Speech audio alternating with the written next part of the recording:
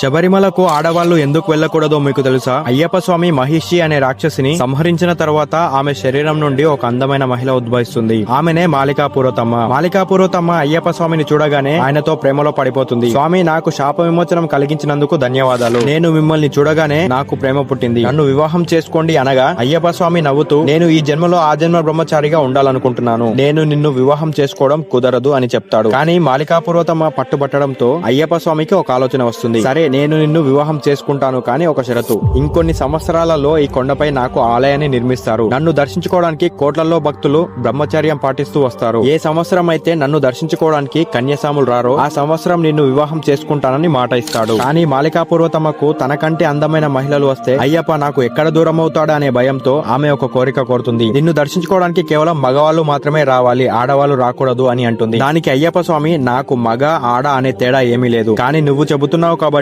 ఋతుస్రావం జరిగే వయసులో ఉన్న మహిళలు శబరిమలకు రారు. కేవలం చిన్న పిల్లలు మరియు వయసు పైబడిన మహిళలు మాత్రమే వస్తారని చెబుతాడు. ఆ తర్వాత అయ్యప్ప స్వామి, మాలిక, నువ్వు మణిమండపం పక్కనే ఉండు. వచ్చిపోయే భక్తులను చూస్తూ వాళ్ళని దీవిస్తూ వారిని కాపాడమని కోరుతాడు. అందుకే ఆడవాళ్లు శబరిమలకు రారు.